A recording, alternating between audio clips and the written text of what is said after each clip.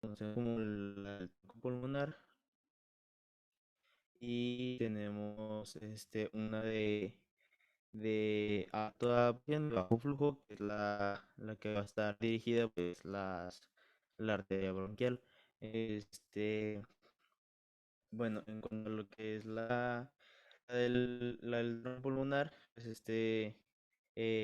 pues es un vaso que transporta sangre venosa con propiedades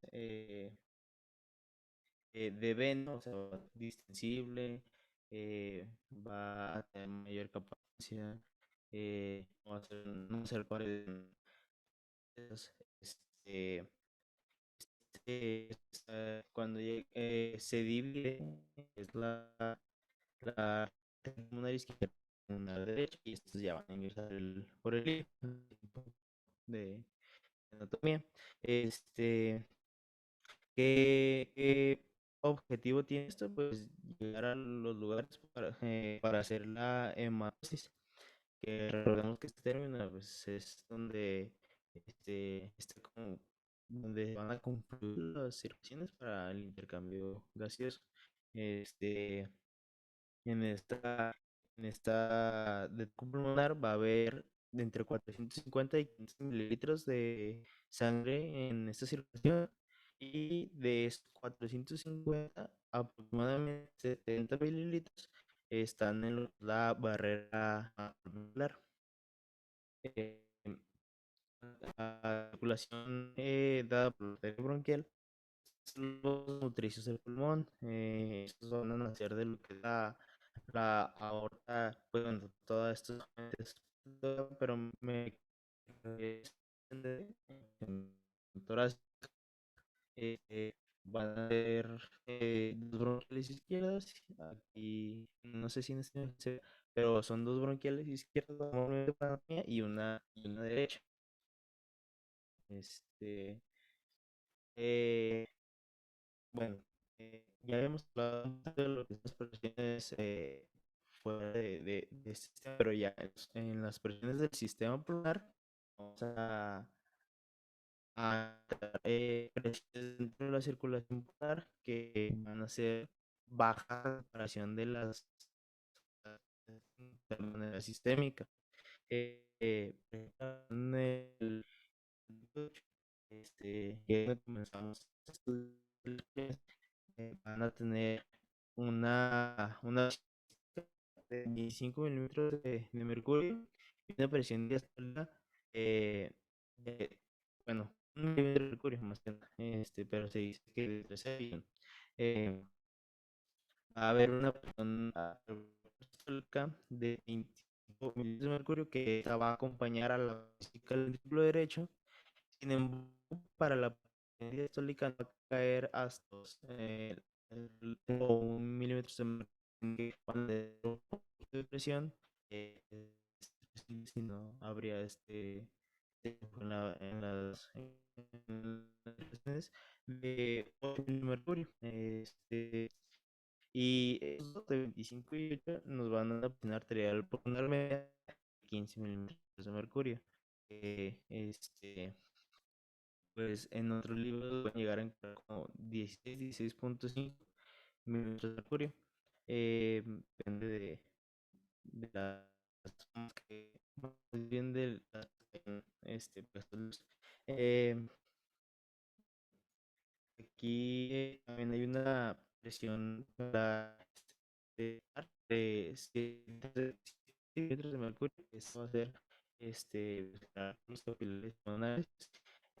Va a haber una presión venosa pulmonar entre 1 y 5 milímetros de mercurio, y una presión en lo que es la aurícula izquierda entre igual de 1 a 5 milímetros de mercurio. Entre estas dos últimas va a haber una presión media de 2 milímetros de mercurio.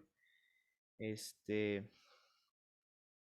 pues si se fijan, si hay una caída de la presión desde estos momentos en los que están en la arteria pulmonar, que se manejaban las presiones de hasta 25 milímetros de mercurio, y conforme va avanzando hasta lo que son las zonas de los capilares pulmonares, aquí las Bueno, está presiones van a ir descendiendo hasta lo que son los 7 milímetros de mercurio, como se marca aquí, y posteriormente ya van a encontrarse presiones del lado izquierdo y la presión venosa pulmonar de lo que es 1 a 5 milímetros de mercurio.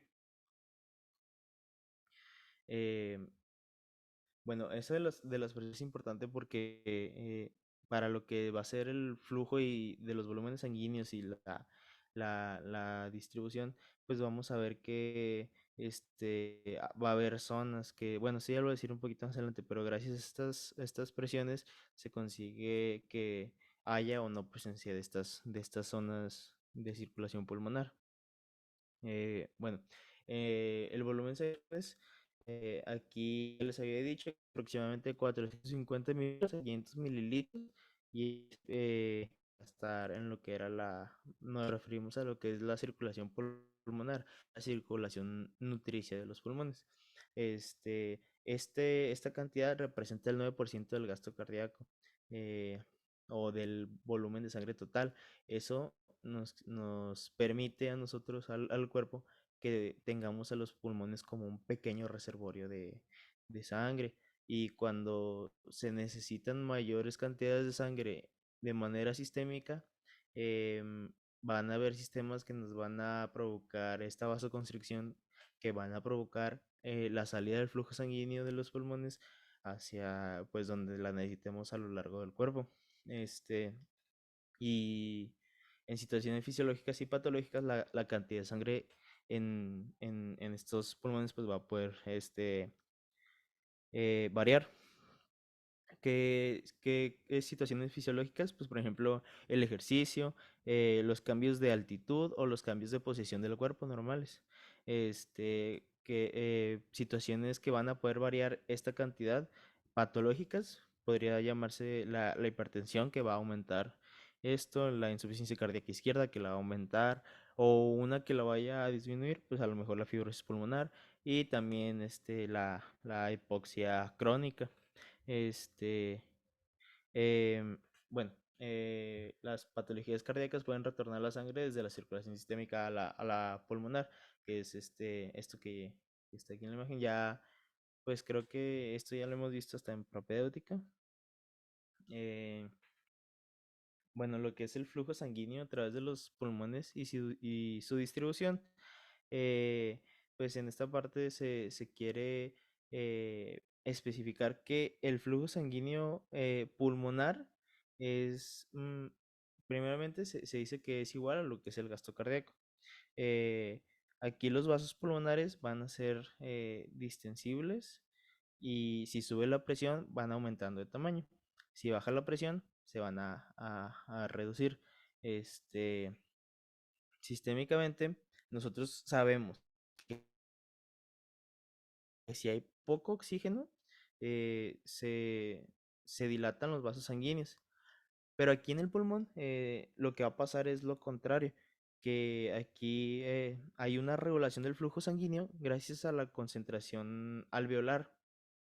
Esto le llamamos pues, lo de la aireación del aire, es de la sangre, perdón, aireación de la sangre.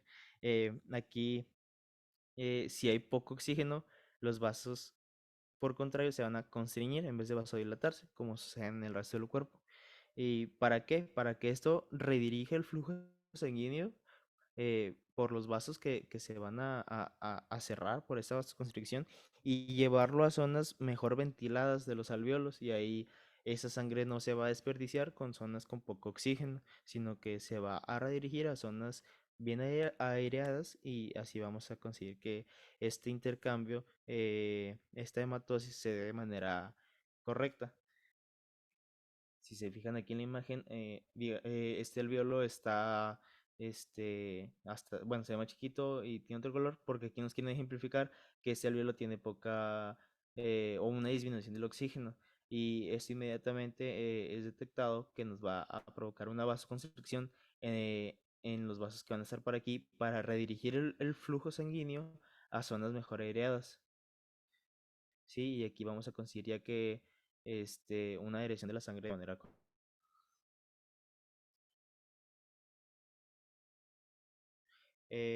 bueno, eh, algo que tenemos que entender de aquí es que van a haber gradientes de presión hidrostática causados por la gravedad.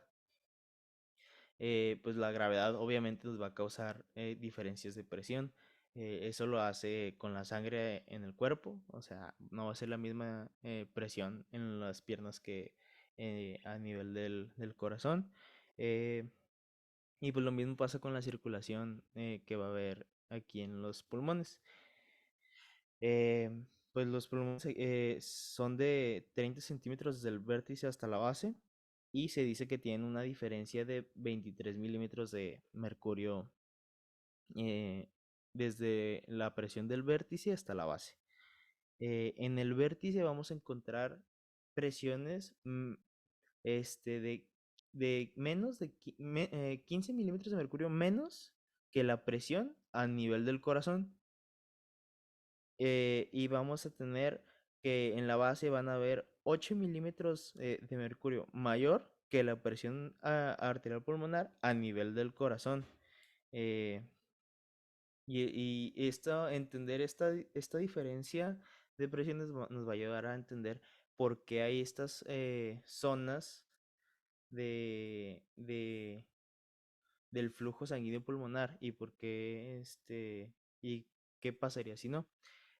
Bueno, esta imagen está dicha porque en el ejercicio, este flujo sanguíneo y pues va a seguir esta misma escala de presiones, sin embargo, va a estar aumentada desde 2 hasta 5 veces su nivel y el flujo sanguíneo hasta puede aumentar también, igual el doble, porque la demanda va a ser muchísimo mayor.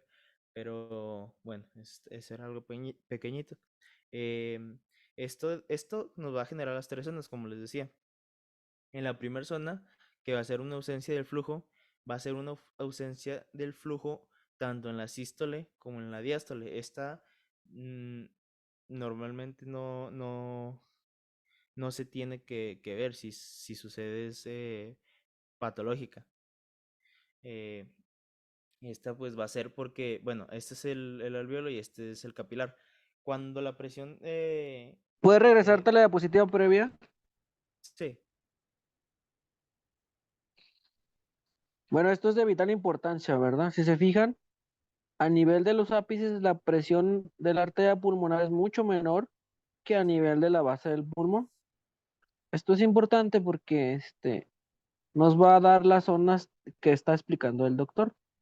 A nivel de los ápices del pulmón, los pulmones están más ventilados, pero la presión de perfusión tanto de las arterias y de las venas es mucho menor que en las bases, ¿de acuerdo? Entonces esto es importante para que a la hora de que se haga estas zonas, vamos a ver que hay diferentes, hay tres o cuatro zonas de West que nos van a definir cosas importantes porque eso a la hora de que nosotros lo tomemos como algo importante clínico nos va a definir que, por ejemplo, hay zonas que son normales, zonas patológicas y zonas de equilibrio y esto pues tiene gran importancia clínica a la hora de que nosotros intubemos un paciente y que lo pronemos, o sea, lo voltemos en decúbito prono para cuando está en una enfermedad severa que se llama SIRA, una enfermedad pulmonar tan severa que se llama SIRA, ¿de acuerdo?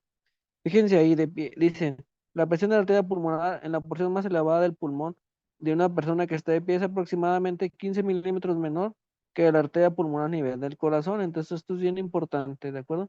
Fíjense aquí a nivel del corazón 30 y a un poco bajo más 8 milímetros más. Entonces esto es importante, ¿verdad? Tanto que la zona uno es la zona que está más ventilada pero menor perfundida, ¿sí?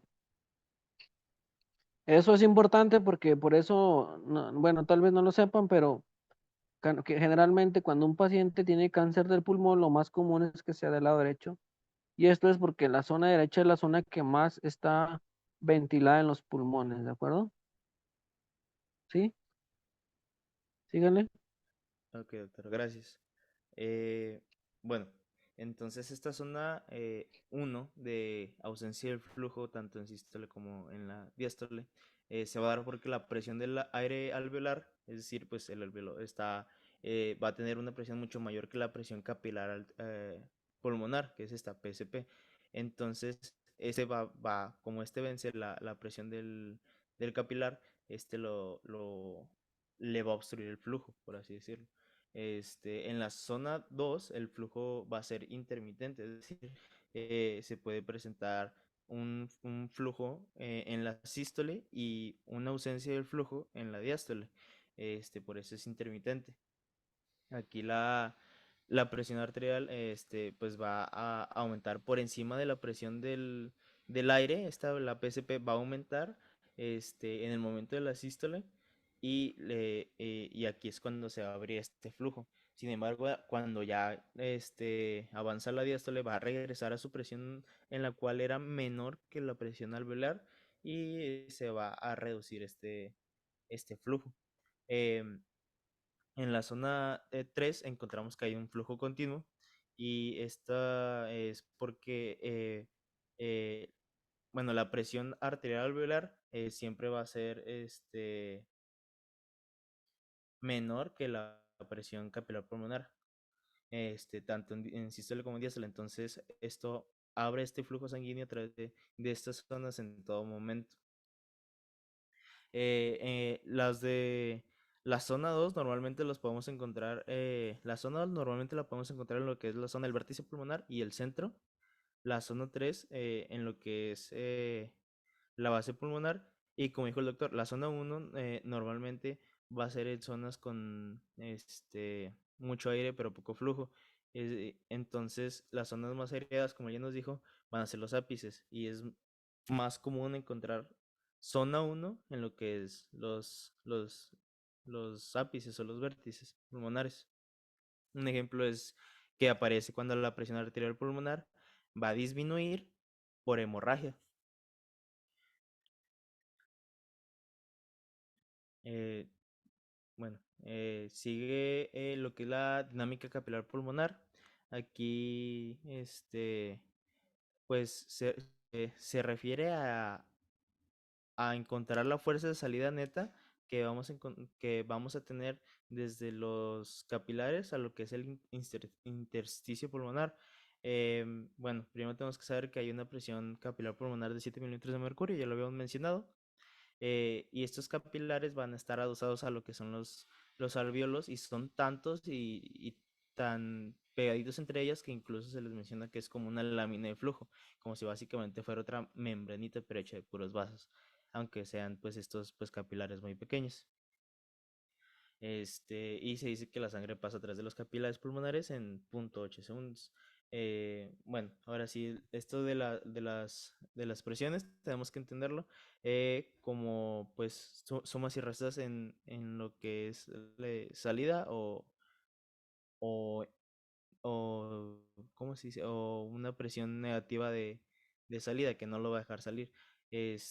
Bueno, está la presión capilar pulmonar de 7 mililitros de mercurio, que es una presión hidrostática capilar y las presiones hidrostáticas nosotros sabemos que pues van a tender a ayudar a la salida del flujo hacia el intersticio, desde el capilar hacia el tejido pues intersticial. Está la presión del líquido intersticial del pulmón, o pues que esta va a ser una presión hidrostática negativa. Entonces, esta va a atraer desde el intersticio esta salida capilar. Entonces, ese es de 8, que es esta. O sea, esta está aquí en positivo porque va a salir de aquí y esta está negativa porque lo va a traer de acá para él. Y también hay una presión coloidosmótica del líquido intersticial pulmonar, este, que esta va a ser de 14 milímetros de mercurio, que esta también va a provocar la salida del flujo a través del capilar. Estas son las fuerzas de salida y nos van a dar una fuerza de salida neta de 29. Bueno, o sea, esto si lo sumamos todos van a ser 29 milímetros de mercurio de fuerza que van a provocar la salida. Y sin embargo, aquí van a haber presiones coloidosmóticas dentro del capilar que nos van a, a provocar o impedir este flujo la presión osmótica nos va a impedir el flujo de salidas del capilar hacia el intersticio. Entonces, esta zona de 29 de salida menos el 28 de entrada, por así decirlo, nos van a dar una presión neta de salida de 1 milímetro de mercurio. Es decir, a 1 milímetro de mercurio constantemente se están filtrando flujo o líquido pues desde el capilar hacia el intersticio. Este, este, este flujo continuo de 1 milímetro de mercurio pues tiene que ser drenado de alguna manera porque pues los alvéolos se mantienen relativamente secos, o sea, sí están, eh, pues supongo que la palabra sería humidificados, pero eh, realmente se mantienen secos de lo que es el líquido este. Eh, entonces hay un sistema de drenaje que ese sería hasta como se dice que es como una tercera circulación, que es la linfática. Este, esta, este flujo linfático eh, va a tener una presión mucho más negativa que va a provocar que este flujo vaya en esa dirección y que de esta manera los linfáticos drenen el líquido que salía constantemente a presión de 1 milímetro de mercurio. Bueno, pues las paredes alveolares son muy delgadas, perdón, y el epitelio alveolar va a ser débil. Eh, Se dice que las paredes se van a vencer con que sobrepasen las presiones de atmósfera, es decir, de 0 milímetros de mercurio. Entonces, por decirlo así, con presiones de 1 milímetro de mercurio, permite la descarga del líquido intersticial hacia los alveolos. Eh, ¿Para qué es importante saberlo? Porque, bueno, nada más para hacer mención del edema pulmonar, que este es una acumulación de líquido en el intersticio y los alvéolos. Este se va a dar por un aumento neto de lo que es la presión capilar hacia el intersticio. Por ende, pues va a haber mayor flujo continuo de salida bueno, de líquidos de los capilares hacia el intersticio. Y si el volumen en el intersticio aumenta hasta en un 50%, este, ya ese líquido ya va a pasar a los alvéolos, los cuales pues, van a tener paredes alveolares muy delgadas que van a permitir este flujo de líquido del intersticio hacia los alvéolos. La presión capilar debe subir desde los 7 milímetros de mercurio que están aquí hasta los 28 milímetros de mercurio para que pueda aparecer un edema. Incluso este solo sería un edema agudo porque se dice que en periodos, bueno, en situaciones más crónicas tiene que llegar a superar los 50 mililitros de mercurio porque el sistema linfático va a provocar como una amortiguación o eh, pues sí, va a mutar, por así decirlo, es que no me sale la palabra, y va a tener presiones más negativas, va a ensancharse y va a provocar, va a ayudar con el drenaje de líquido constante, entonces tendría que ser todavía presiones mucho mayores, hasta los 50 mililitros de mercurio, para considerarlo un edema crónico. En el edema agudo es muy peligroso que las presiones estas capilares suban de manera abrupta y muchísimo más que 28 mililitros de mercurio porque pueden generar lo que es una muerte inminente de la persona. Y pues ya, ahora sí ya. Yo ya acabé. No sé si hay alguna duda en alguna parte o este No, o no, ya. eso es lo que tú dices cuando hay edema agudo pulmonar, pues obviamente la presión de los capilares aumenta bastante y se empieza a ver la presión hidrostática sobrepasa la presión osmótica y aquí hay fuga del líquido capilar al intersticio. Este líquido, este exceso de líquido en el intersticio, pues va a afectar la difusión en los alvéolos y por eso el paciente tiene hipoxemia, ¿verdad? Porque pues este exceso de líquido que el sistema linfático no alcanza se pasa al alvéolo y pues este edema que se produce alrededor del intersticio, al final también se va a los alvéolos y pues provoca alteraciones en la difusión, ¿verdad? Al final todo esto es parte de la membrana alveolo-capilar, entonces cualquier problema que haya en la membrana capilar, pues va a provocar problemas en la difusión del oxígeno, ¿verdad? Esto es importante porque pues tiene un significado clínico importante, ¿verdad? ¿Alguna pregunta aquí? No. Muy bien. Uy. ¿Qué es Entonces la sería presión este, osmótica? yo, doctor. ¿Sí, o alguien más? Ah,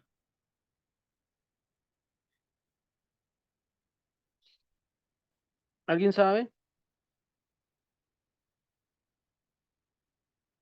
¿Qué es la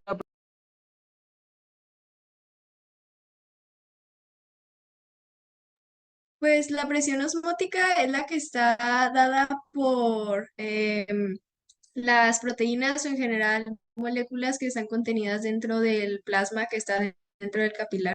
Ujú. ¿Qué proteínas dan la presión osmótica? La albúmina. Ujú. Muy bien.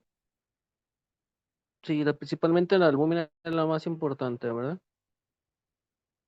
Entonces, ¿qué pasa con un paciente que tiene hepatopatía crónica?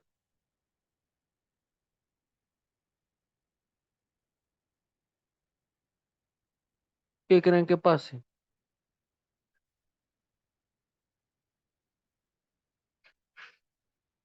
Pues Es un señor que, reduce su producción de proteínas, bueno, principalmente del plasma, entonces es fácilmente fugan las proteínas o el líquido hacia terceros espacios. sí, en el pulmón, pues, el tercer espacio va a ser el intersticio y va a tener derrame pleural, ¿verdad? Sí, esa es una buena definición. Fuga a los terceros espacios, pues, donde se encuentre, ¿verdad? Muy bien. Sí, síguele. ¿Alguna pregunta aquí? Esto es muy árido, pero sí, sí es importante, ¿verdad? ya sigue La mi verdad, a compañero. mí me gusta ver esto porque, pues para que ustedes entiendan lo que pasa cuando hay una neumonía, cuando va a haber tromboembolia pulmonar. Síguele. Vas muy bien, muchas gracias, ¿eh? ¿Podrás hablar un poco más fuerte nada más? Sí, doctor. Bueno, ya fue todo de mi parte, ya sigue Ah, mi muchas gracias. compañero. Ok, no sé si me escucho, pero bueno, voy a continuar con el capítulo 40, que va a hablar sobre la difusión gaseosa y las presiones parciales de los gases. Bueno, de entrada, la difusión gaseosa se va a dar de un ambiente, o bueno, de donde hay mayor presión a donde hay menor presión. Y básicamente eh, va a estar representada principalmente por los gases del oxígeno y del carbono. Además del paso de un área de mayor presión a una área de menor presión, esta, esta difusión gaseosa se va a dar a partir de la presión parcial que ejerza este gas, ¿sí? Y esta presión parcial que ejerce este gas va a estar dada a su vez va a estar dada a su vez gracias a la concentración del gas disuelto y al coeficiente de solubilidad, porque no va a tener el mismo coeficiente de solubilidad el dióxido de carbono que el oxígeno. El dióxido de carbono va a ser, creo que 20 veces más, a diferencia de lo que es el oxígeno. ¿Sí? Pues sobre todo las concentraciones del gas disuelto, ¿no? Eh, ¿Le puedes dar a la siguiente, por favor? Em, ok, bueno, continuando con lo que son la composición del aire alveolar y el aire atmosférico, vamos a tener que tanto el aire atmosférico como el aire que se humidifica, como el aire alveolar, como el aire que se expira, van a tener diferentes composiciones de gases. Por ejemplo, el aire atmosférico va a tener muy poca concentración de dióxido de carbono y muy poca concentración de agua. En cambio, el aire ya humidificado, perdón, la presión del agua va a disminuir la presión del nitrógeno, la presión del oxígeno, y al momento, por ejemplo, del aire alveolar, la presión del oxígeno va a disminuir y la presión del dióxido de carbono va a aumentar, ¿sí? Em, Supongamos, bueno, estos ejemplos, o bueno, estos tipos de aire atmosférico, humidificado, alveolar, etcétera, nos van a permitir, pues, tener conceptos como lo que es el espacio muerto fisiológico, en los cuales se va a detectar varios tipos de gas, a diferencia no sé, del aire expirado, del aire alveolar, ¿no? El aire que ya hizo la hematosis. ¿Sí? Bueno, en la diapositiva tenemos el primer punto. El aire alveolar es parcialmente sustituido en cada respiración. ¿Sí? Esto permite que no haya variaciones muy bruscas en los gases, ¿sí? Que no se genere una variación muy brusca que pueda afectar eh, eh, a la hematosis, ¿no? Entonces, pues se mencionaba que alrededor de la catorceava, de la decimocuarta respiración, un gas ya terminaba de ser totalmente expirado, ¿no? Totalmente sustituido. El oxígeno es absorbido a partir del aire alveolar, ¿sí? Pues ya como aquí en la tabla 40.1 lo estamos viendo, las presiones del oxígeno disminuyen y la presión del dióxido de carbono aumenta.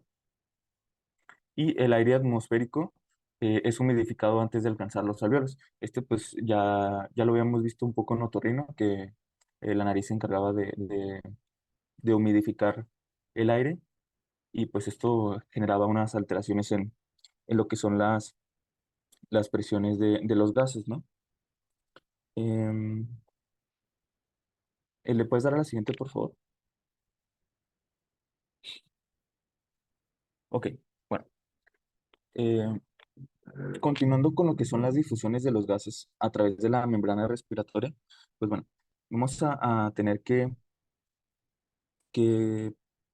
pues una unidad respiratoria consta de un bronquiolo respiratorio, los conductos alveolares, los atrios y los alveolos.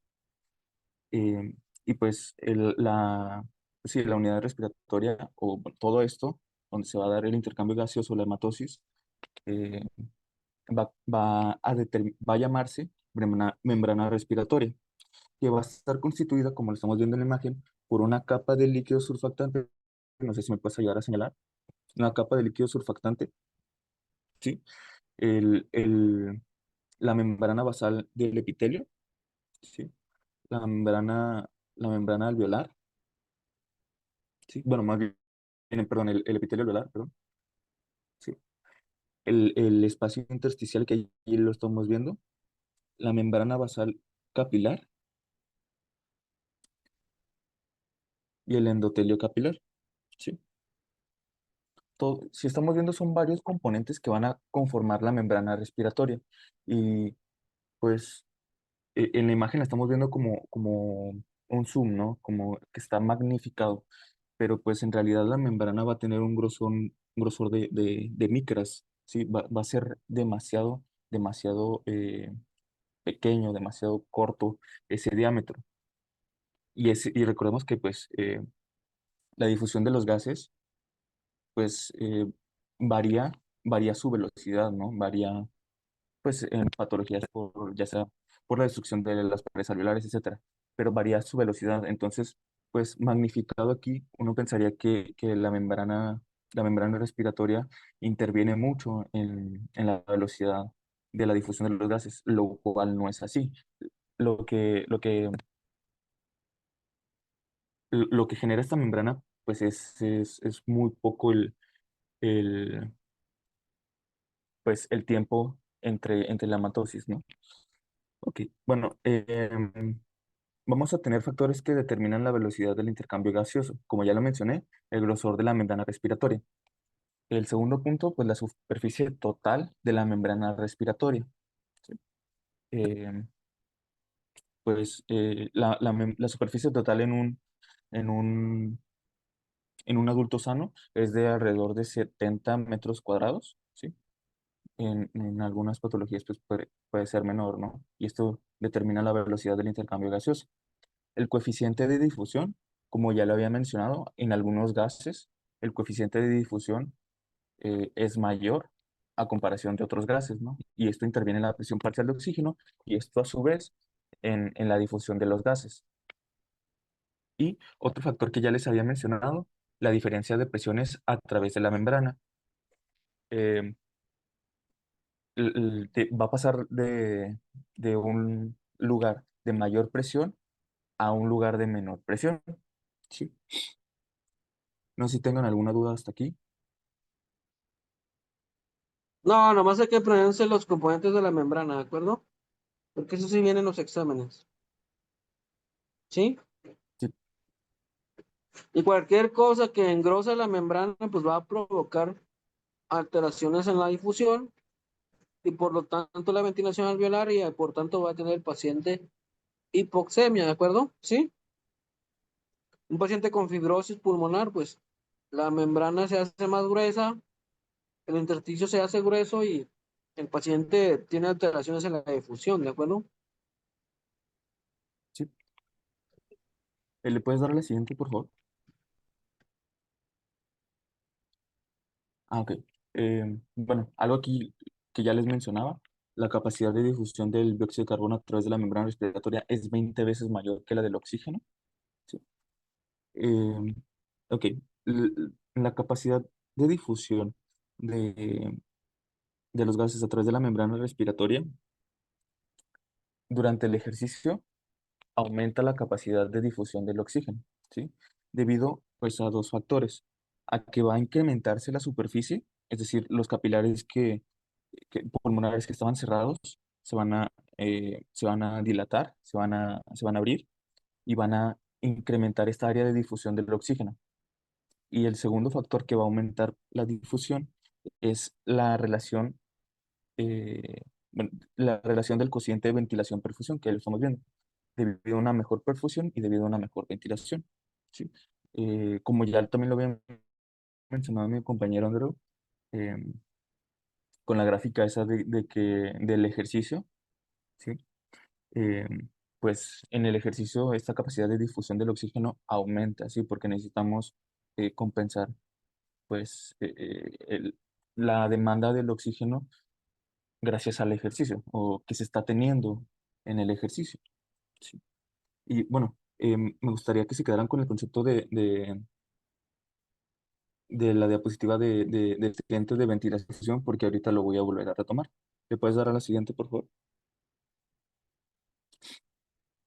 Ok. Ahora sí, el cociente de ventilación-perfusión. Como ya lo había mencionado mi compañero Andrew, hay zonas del pulmón que van a estar mejor ventiladas y hay zonas donde van a estar, hay zonas del pulmón que van a estar mejor perfundidas, ¿sí? Mejor ventiladas con un pobre flujo sanguíneo y mejor perfundidas con una muy pobre ventilación, ¿sí? Este, Normalmente el ápice o el vértice del pulmón es una zona mejor ventilada, pobremente perfundida, y la base es una zona muy vascularizada, mejor perfundida, con una muy pobre ventilación. ¿Sí? Ahora, en cuanto al cociente de ventilación-perfusión, vamos a tener tres casos, por así decirlo. Vamos a tener cuando el cociente, perdón, de ventilación-perfusión es cero, cuando tiende a ser infinito y cuando es normal. ¿Sí? Bueno, eh, recordando un poco lo de las fracciones, cuando, por ejemplo, en el numerador tenemos una cantidad que es cero o es cercana a cero, la división o la fracción termina siendo cero. Entonces, por ejemplo, si la ventilación es muy pobre, si en la ventilación tenemos un cero y en la perfusión tenemos, no sé, un uno o la cantidad normal que tengamos, al final de cuentas, pues el cociente de ventilación-perfusión es cero, lo cual nos indica que se está desperdiciando pues la ventilación y el aire alveolar, lo que se genera aquí es que equilibra la concentración de los gases con la concentración de los gases con el de la sangre venosa, con la concentración gaseosa sanguínea venosa. Sí, por ejemplo, que y se presentan presiones parciales de oxígeno de 40 milímetros de mercurio y presiones parciales de dióxido de carbono de 45 milímetros de mercurio. Esto en las ocasiones en cuando el- no hay una buena ventilación, pero sí hay una buena perfusión. Cuando hay una buena ventilación, pero hay una nula perfusión, el cociente tiende a ser infinito. Es decir, el aire alveolar, como no se está haciendo una hematosis, es igual al aire inspirado, ¿sí? No hay ningún cambio en la presión, sí, no hay ningún cambio en la presión del dióxido de carbono y del oxígeno, ¿sí? Todo sigue igual, porque no se está generando la hematosis, no hay un intercambio gaseoso. Entonces, todo se mantiene igual. Y cuando el cociente ventilación-perfusión es normal, la ventilación alveolar es normal y la perfusión es normal, por lo tanto, se puede hacer una difusión de los gases, se puede generar la hematosis y las presiones en este caso sí se alteran, pero no vemos unas presiones parciales de 40 o de 45, sino vemos una presión parcial de oxígeno de 104, una presión parcial de dióxido de carbono de 40 milímetros de mercurio, ¿sí? Todo esto en situaciones normales. Por ejemplo, ya lo mencionaré, pero en en un enfisema, por ejemplo, vamos a tener pues anomalías, ¿no? Vamos a tener, por ejemplo, el cociente de ventilación-perfusión en algunas zonas igual a cero, en otras zonas igual a infinito, ¿sí? Pero lo normal, pues vamos a tener estas presiones de 104 y de 40 milímetros de mercurio. ¿Le puedes dar al siguiente, por favor? Ok, vamos a tener otros dos conceptos que nos va a ayudar a definir el cociente de ventilación-perfusión. El concepto de cortocircuito fisiológico y el concepto de espacio muerto fisiológico, que ya lo habíamos visto. El concepto de cortocircuito fisiológico es que el cociente de ventilación-perfusión desciende del valor normal, ¿sí? Por ejemplo, si el valor normal es 1, pues el, en un cortocircuito fisiológico pues puede ser 0.8, ¿no? Y lo que pasa aquí es que vamos a tener sangre no oxigenada, eh, eh, bueno, vamos a tener sangre que no se oxigena a su paso por los pulmones, es decir, vamos a tener eh, vamos a tener una perfusión normal, pero vamos a tener una ventilación pobre, ¿sí? Y en este caso, pues, la ventilación no alcanza para perfundir adecuadamente, bueno, el oxígeno que se tiene no se alcanza para perfundir totalmente toda la sangre, entonces no toda la sangre se oxigena a su paso por los pulmones, ¿sí? En cuanto al espacio muerto fisiológico, el cociente de ventilación-perfusión va a ser mayor de lo normal y en este caso vamos a tener un desperdicio del aire ventilado, ¿sí? Vamos a tener una pobre perfusión, pero vamos a tener una ventilación normal, lo cual pues nos genera que el aire ventilado jamás alcance la sangre y que esta ventilación, esta aireación pues se desperdicie, ¿no? No sé si, bueno, según yo quedaron claros estos conceptos. En el cortocircuito fisiológico, pues vamos a tener sangre no oxigenada y en el espacio muerto fisiológico vamos a tener aire desperdiciado. ¿Le puedes dar la siguiente, por favor? Y, por ejemplo, en una patología como, por ejemplo, el enfisema,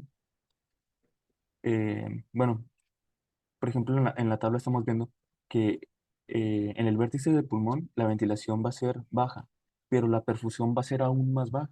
Entonces la ventilación pues suele ser mayor que la perfusión, como ya lo habíamos mencionado.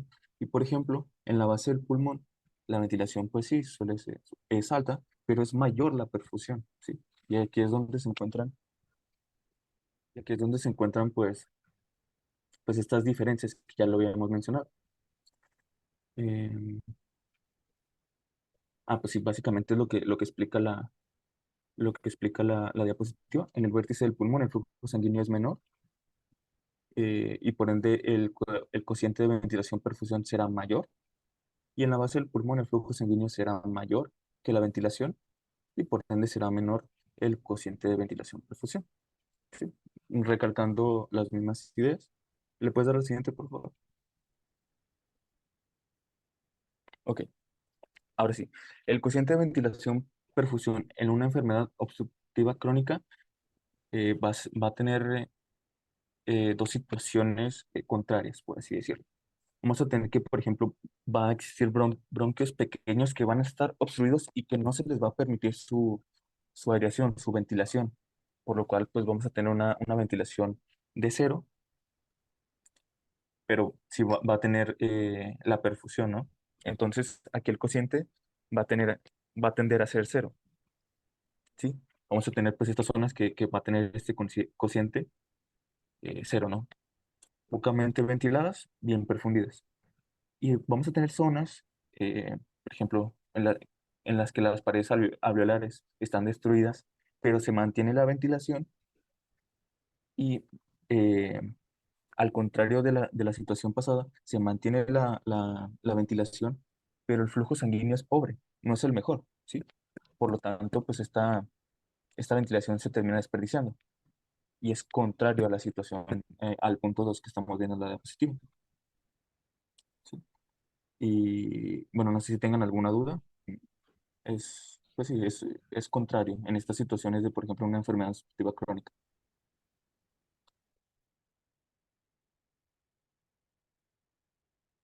Sí, esto es importante, ¿cuánto es el cociente normal de ventilación-perfusión normalmente?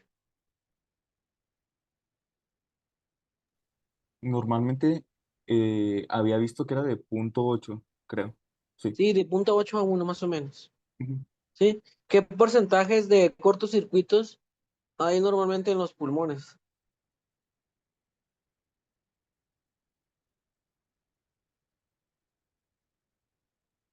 Traes ahí la imagen del guide donde explica donde sale ese 2%, donde Ah, está el ah, lado arterial y el lado de la vénula. ¿Cómo se explica de por qué está ese cortocircuito? ¿Sí traes esa imagen? a ver, dale. Pero sí, sí era alrededor de 2%. No. A ver, fíjate. Hay una imagen ahí en el guide donde viene el lado arterial, el lado venoso, donde se está. Si te quieres, ponla a la siguiente clase, ¿sí? No la Sí, traes, ¿sí? doctor. Sí, doctor. Sí, hay que mencionar eso porque normalmente hay un porcentaje normal de sangre que no se oxigena y eso es normal por lo mismo. Pero ya cuando los cortocircuitos se sobrepasan más de 2% es cuando ya hay problemas para la ventilación alveolar, ¿verdad? Te sugiero que pongas esa imagen, ¿de acuerdo? Sí, claro que sí. Tigre, ¿qué horas son? 6:56. Ah, pues nomás una diapositiva ya.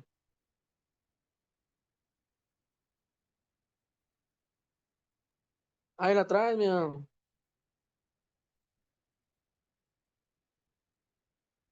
Sí, sí la traes.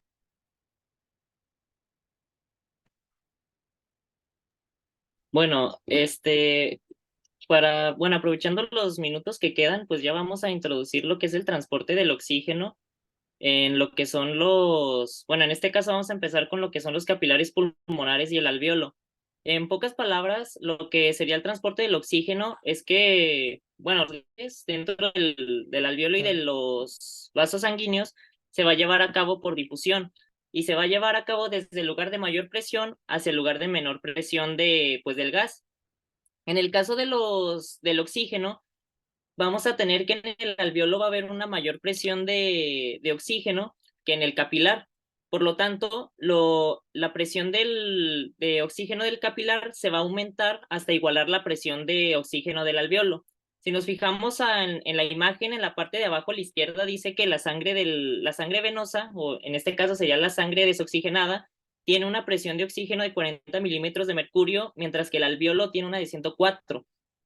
Por lo tanto, una vez que va pasando el intercambio de gases, esta presión de oxígeno va a igualar a la del alveolo. Por lo tanto, ya en la parte arterial o la sangre oxigenada del capilar pulmonar se va a encontrar al mismo nivel que la del alvéolo, de 104 milímetros de mercurio. Y esto va a ocurrir exactamente igual que, bueno, va a ocurrir exactamente lo mismo con el dióxido de carbono. La única diferencia es que aquí el dióxido de carbono se difunde del capilar hacia el alvéolo, porque si nos fijamos en la parte venosa del capilar, vemos que la presión de dióxido de carbono es de 45 milímetros de mercurio. Pero, bueno, la presión de dióxido de carbono en el capilar, en la parte venosa es de 45 milímetros de mercurio y en el alvéolo es de 40. Por lo tanto, aquí el dióxido de carbono, como hay mayor cantidad de presión en el capilar, se va a difundir hacia el alvéolo donde hay menor. Y en la parte arterial de la sangre arterial, o sea, abajo a la derecha, vemos que la presión de CO2 se disminuye de 45 a 40 milímetros de mercurio, manteniendo una presión igual a la del alvéolo. Entonces, para resumirlo, en la porción desoxigenada del capilar, las presiones van a intentar igualarse con las del alvéolo. Y en la parte de la sangre oxigenada del capilar, vamos a tener que las presiones van a ser exactamente las mismas, tanto de oxígeno como de dióxido de carbono, comparadas con las del alvéolo. Si se fijan, 104 milímetros de mercurio de presión de oxígeno en la parte de sangre oxigenada del capilar es exactamente la misma a la del alvéolo, y la del dióxido de carbono es de 40 milímetros de mercurio en la parte oxigenada del capilar, que sigue siendo pues la misma que vemos en el alvéolo de arriba. Y bueno, no sé si quiera que continúe, doctor, o aquí lo dejamos. Sí, mañana continuamos, ¿de acuerdo? Ok, doctor. Gracias. Gracias. Doctor.